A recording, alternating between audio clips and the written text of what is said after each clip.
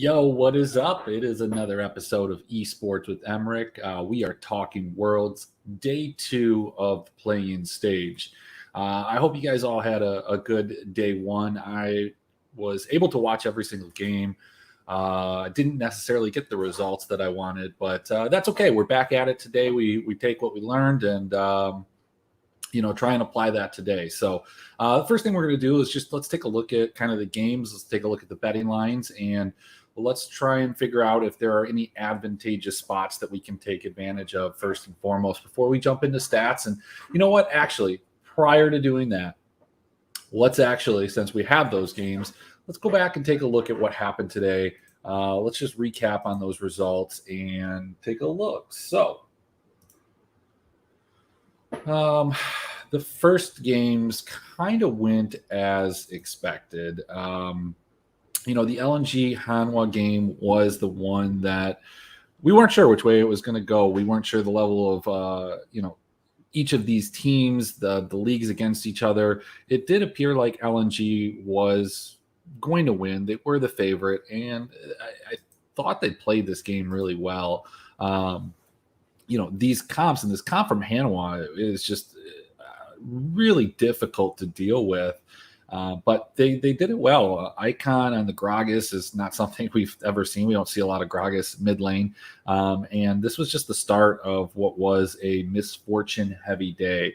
That Jax and Ale kind of took over. And at that point, I kind of realized in my 2-game slates that I was a little bit light on Ale, and I ended up swapping over to him in the main slate a heck of a lot more, and that was a good move. And I think, going forward, any of the slates that LNG is on, Ale is going to be most likely the highest owned player. I saw people even going captains after the 6-0 and 8, but all in all, kind of a conservative game, 18-5. The kill participation was all right. We didn't see a lot of people get into the bonus, but we saw LNG kind of take care of business. Then we went into the other game where, again, we weren't necessarily sure how these two teams were going to match up. We thought they were kind of similar quality. I did lean towards Red. They were the favorite.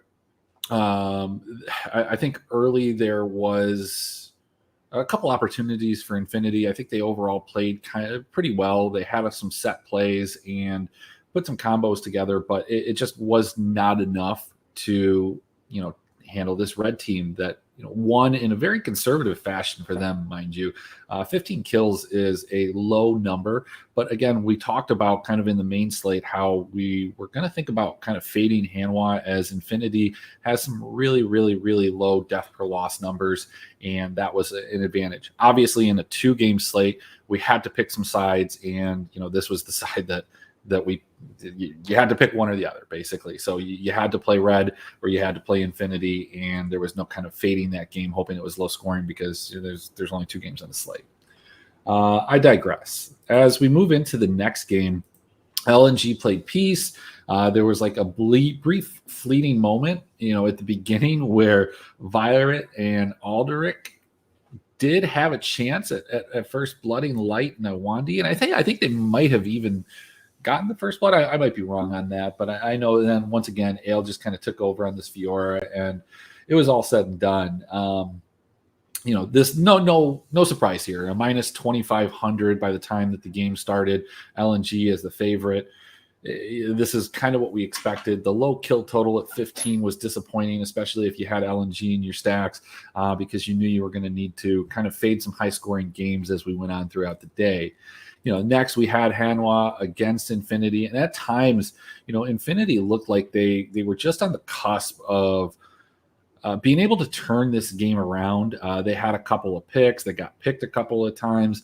This game felt a lot more high scoring than it actually was. There were quite a few team fights where guys got out alive with just a small sliver of health. I think this game could have been much, much higher scoring if a lot of those fights just had 1 or 2 more people die.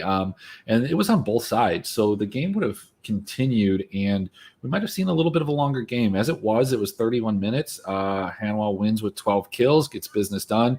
I don't think that they were necessarily out there to, try and rack up the kills after losing their first game. This is an important game. They needed to win it at all costs. And even if that meant a pretty disappointing performance. I know if you were playing Hanwha, you probably played Chovy. I do tend to think that that's one of the ways that you can get different when you're playing Hanwha and they project out to be kind of chalky. It's always a huge risk, but as it stood, he did not do well. The entire team didn't do well. So I was feeling pretty good. We moved into the Detonation Focus Me versus the Unicorn of Love. Kind of split on this. I saw a lot of people that were sharp that were on Unicorns of Love, and a lot of people that were kind of sharp on DFM. Now, I know when I did the video yesterday, I think I even said that I thought Unicorns would win, and I kind of wavered on that. I ended up with a lot more DFM. I had my fair share of Unicorns of Love. It was just really hard to take a look at the performance that they had in MSI and kind of judge them from there. DFM looked so much better in comparison. And both of these teams come from regions where there's just not a ton of competition. So I ended up with more DFM. Unicorns of Love were in this. They did have the lead for a while, and then they just kind of blew it, which is really indicative of their play earlier in the season at MSI. And, it would go on to be a theme for this team. It was a longer game at 35 minutes, 19 kills. I was feeling really good at this point. Again, I had a lot of Detonation Focus Me, and then this game happened. This was one of those games when I was building, I built my initial 40 lineups or so, and I said, I didn't end up with a lot of Galatasaray, I think is how you say it. So I went back and I made a bunch of them. I think I also was really heavily focusing on Husha, Doggo, and some other kind of jungle and ADC builds. So I went back and really focused on mid laners, which, for the GS builds was not the key here. This Beyond Gaming team did not look good. This pick of Jarvan in the top lane was used and abused, and it really kind of set the tone. They had a couple chances to kind of get back into it. There was always the hope that Doggo on a late game Ezreal could, save this team, but they just got caught late. They were so far behind. This was kind of an expected result as that game went on. GS looked really good, and we moved on from there. So that was the main slate right there. And look, if you had GS and DFM, you were in a good spot. I mean, LNG was chalky, Beyond Gaming was chalky. Everybody wanted to play Doggo. A lot of hype was there on Hush too. So once they fell, it kind of spelled doom for me personally. So let's see. The next game was Cloud9 looking pretty clean against DFM. 13-4 was the kill total. Again, it was a team that came in here, didn't really need to come out and, prove anything aside from winning. They weren't looking to rack up kills. DFM, for whatever reason, after looking good earlier, just did not look good here. I think their draft was absolutely atrocious. Anybody that's talked to me with any length knows what I feel about the Jhin pick. And it just, didn't work out. There's just not a lot of scenarios where it's going to, and they really have to get out ahead. And they didn't. C9 looked good, and we move on. GS after that first game was a huge favorite here, and they came through and just absolutely dominated. UOL just does not look good, and that is something that we're going to want to attack. They're not on the main slate, so we don't have to worry about that, but they haven't looked good. They arguably were one of the worst teams. I don't know. It's hard to kind of judge Peace because all they played was LNG, but if we remember, this UOL team did not make it out of the three-man group in MSI. They didn't make it out after they lost to Pentanet on multiple games, and they might be the worst team in the play-ins. So I know that's hard to kind of, wrap your head around because they've been good in the past. They come from what has historically been a little bit of a better region than, GS or the Oceanic region or even LP, not LPL, the LJL in Japan, but they just haven't looked good. So kind of that's the recap of day one. So what do we have in day two here? We have Hanwha and Peace. Okay, so Hanwha, huge favorite, minus 1,400. I've seen this as high as minus 1,600. Peace at plus 675. It's worth a stab if you want to, take a long shot here. I think that kill spread at plus 10.5 is super high and super generous. Just given how bad kind of Hanwha has looked, I guess they haven't really necessarily looked bad. I should kind of stop that. It's more that Hanwha has not looked impressive. Not necessarily bad, but not impressive. And they're going to come out and need a win. And so I don't expect them to come out and have a super skirmish heavy game. As a result, I think Peace, you could, again, take that plus 675 if you want to, but I think the better bet would be the plus 10.5 here. If I'm playing DFS, I'm playing the 2-game slate. I'm probably 80 to 90% HLE, just a couple lineups against Peace. So LNG versus Red. Now this is going to be kind of this should be an entertaining game. LNG should handle their opponents here. The LPL is leaps and bounds above these other leagues, but it should be interesting. It should be fun. Red's going to kind of play hopefully at a faster pace. And I think what we saw in the first day was a lot of teams being a little bit more conservative. It was their first game for some of these guys on stage. There is a lot on the line. And as a result, I think we just saw a little bit more conservative gameplay. That should change. Now, if we think back to MSI, or not MSI, if we think back to Euromasters in the summer, that first day, the first game that teams played, it was a lower scoring day. And then day 2 was just an absolute bonanza. This is one of those games that could be a bonanza. It's not on the main slate, so we don't have to make that decision.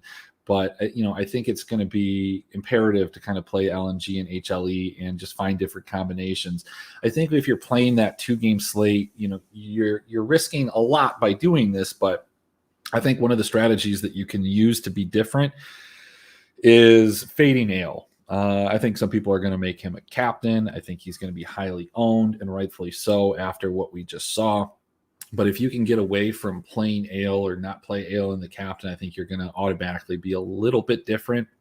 Of course, the other way is, playing Icon over Chovy. So there are a couple ways that you can get different, and it's just by taking a less optimal build that still has a reasonable path to getting you what you need and getting you those points. So if you're playing LNG and Hanwha, consider not playing Chovy, consider not playing Ale. Hey, even consider playing neither of them in a lineup. I think you'll have a higher opportunity of being unique in doing so. Nothing is worse than, finishing tied for 4th like I did in the early slate and tying that with 30 other people and not even getting a fraction of your buy-in back. So, that's where we're at there. Now, this main slate, we're not going to talk about the late slate, but the main slate, we've got Infinity against Peace, 2 of the lower tier teams. Infinity looked a lot better. They're a huge betting favorite here. I think you can kind of just gauge how Peace plays against HLE, and this line should not necessarily change until that game kind of concludes. It will if big money comes in on one side or the other, but a lot of these lines were very different earlier as the games were still going on, and there were a lot of opportunities that you could have got into if you were just paying attention to it. So if that's something that you want to do, pay attention to it, look at how Peace kind of opens up against HLE, and then just make a decision based on that whether or not you think this plus 140 against Infinity, who you did get to see play against this same HLE team as a reference, you can make that decision there. Then we get HLE against Red. This is a game that I love as an upset. Again, you're going to want to gauge that Red game against LNG. The only game that we have so far to gauge them is Infinity, which should be a tier below some of these Eastern teams, the LCK, the LPL. But we saw Infinity play HLE relatively close. Red was better than Infinity, so just by LOL math, maybe Red can beat Hanwha. And at plus 350 and a best of 1, I wouldn't put it past them. They'll be warmed up. They had hard competition against LNG earlier in the day. I like that. I love the plus 9.5, especially at even odds. So that's something that definitely want to fire on.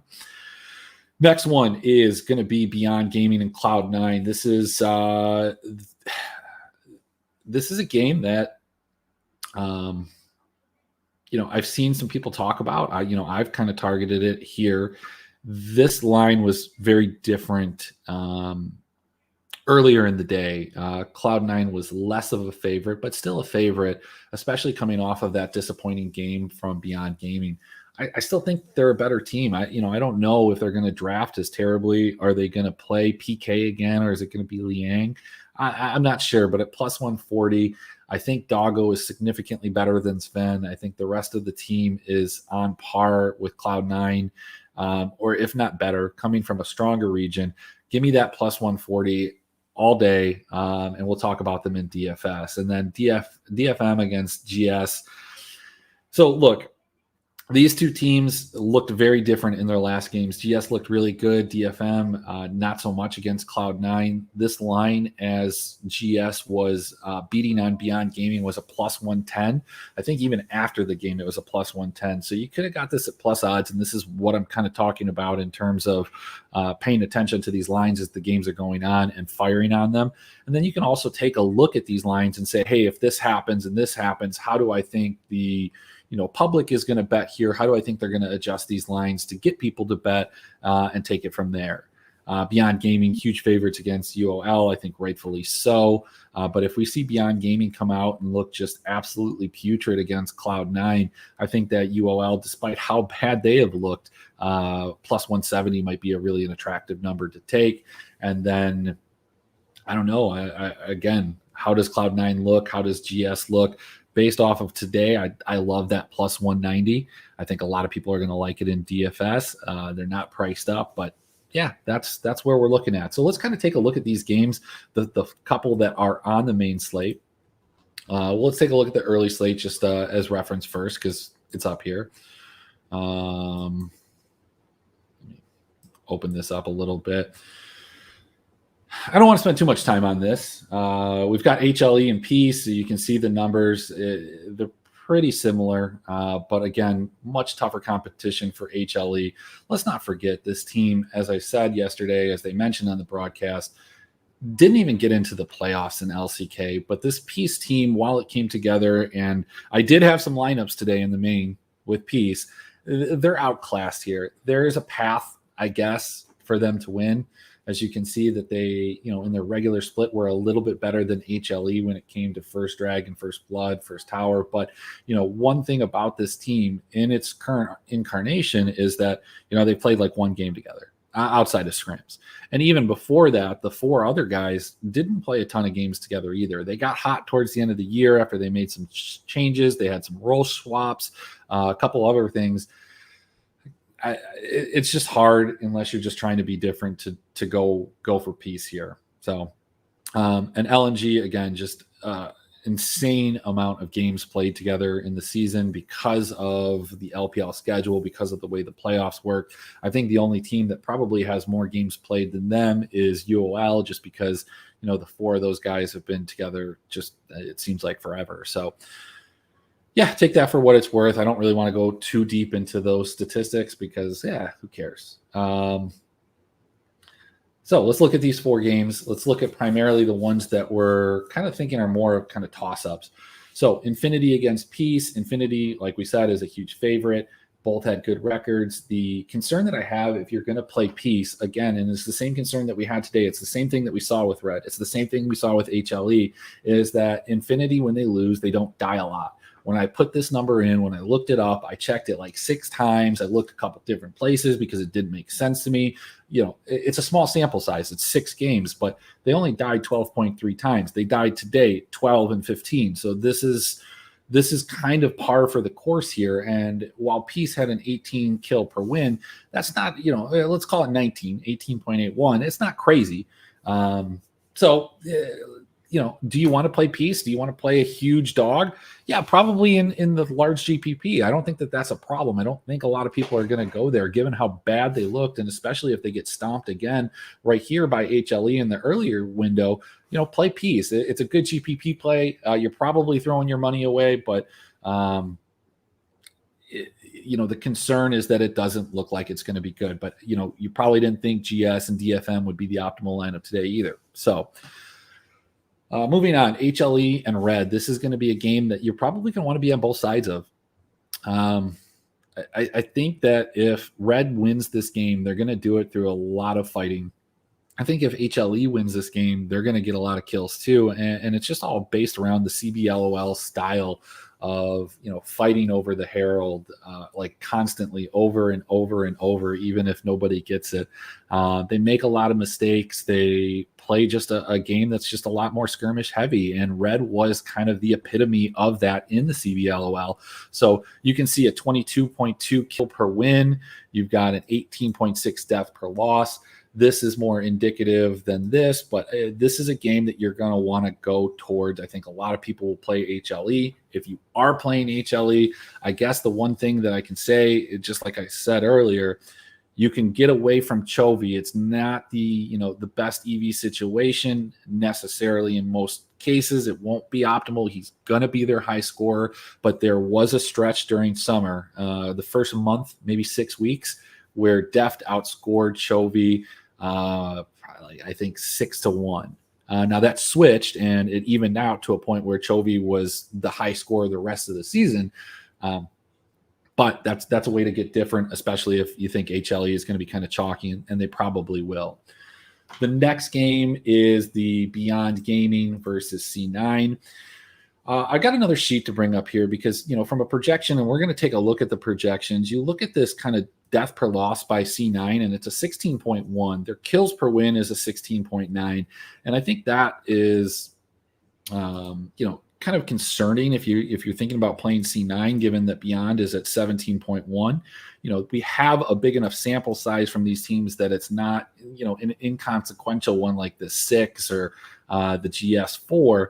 But let's kind of get to the bottom of that. So when we're looking at C9 and we look at where those deaths per loss came from, so they had that kind of crazy back and forth game with Golden Guardians where they died 23 times. They got stomped early by 100 Thieves, 19 deaths.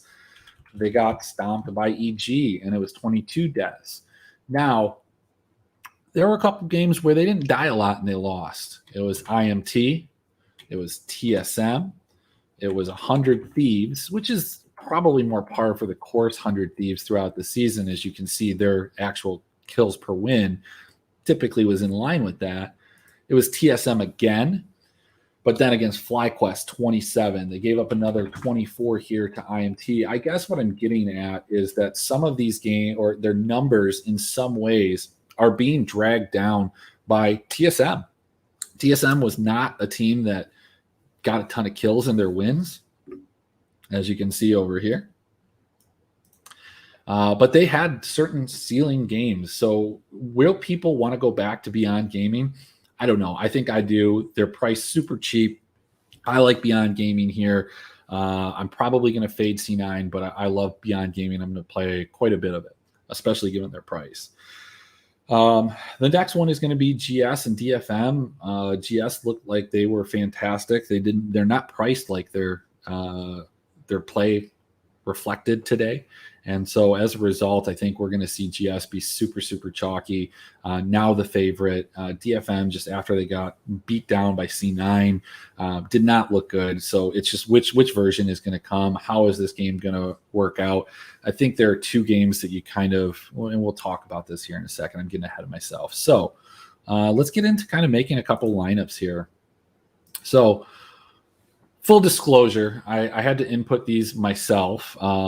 Because there are a couple issues. We don't have Doggo in here, and there's a team slot that's missing as well. But I just wanted to pull this up to show you guys a couple of different builds here. So if you're playing HLE and you want to play GS, you can play whatever you kind of want there. You can play a live captain with Crazy Willer, Chovy, Def, Vista. So you're getting like a 3-4 here.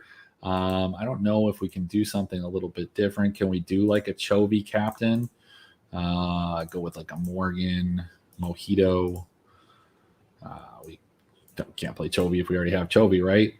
And then we go Deft, go Vista. Does that work? No. Can we do any of the teams? No, not really. So we're probably not doing a Chovy captain at that point. But okay. One of the things to look at there, but you can probably can you do it the other way? Let's do it like this. pull this. We don't want a sub team. We don't want this. We're good at that. Let's do this, apply this. Let's generate 10 lineups and see what we get here. So it looks like it's mostly alive captains. So you're doing like 3-4s. You can do a 4-3 with Willer right here. But that's kind of what it's spitting out. If we bump this up to like 20, what do we got? We're still typically looking, but okay, so we've got a couple here where we've got Bulu or Deft, Willer, Deft. So you're not getting Chovy in the captain. I guess you can't do that unless you one-off it and change it a little bit. But that's one thing that we can look at here. When we're taking a look at HLE with C9, another one of the favorites, you just can't do it unless you're doing a support captain. If you do it with Infinity,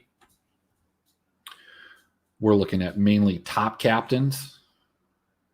Morgan, Bug X, okay. What if we do Cloud9 and Infinity? We're looking at jungle captains, mid captain right here, 3-4. A couple other choices there. And now if you wanted to do like a C9 and a GS, we're getting ADC captains. You're not getting mid captains though. Is that... Look, if we go a little bit higher, I know C9's kind of expensive. Can we do a perks captain? I think that's going to be semi-popular in terms of what people want to do. It's not pulling any up, and you know, there's a couple reasons that could be. So when we look at that, you know, hey, we look at these kind of prices for these teams.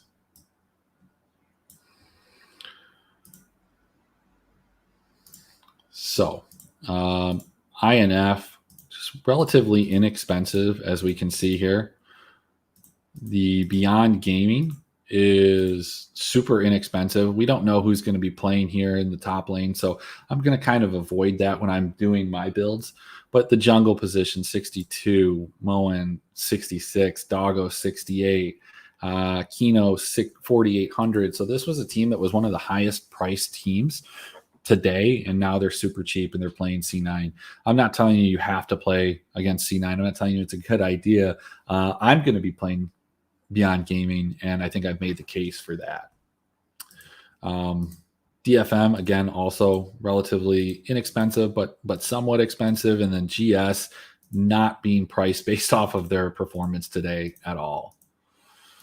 Super, super cheap, especially for a team that put up, 19 and 22 kills. Kind of led the day.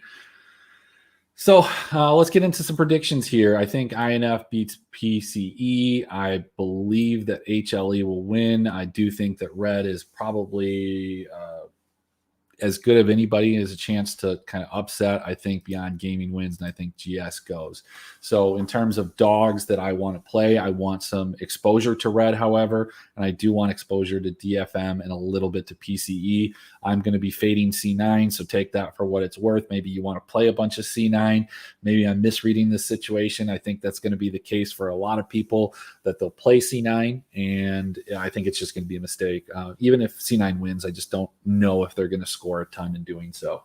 But yeah, so that's all I've got.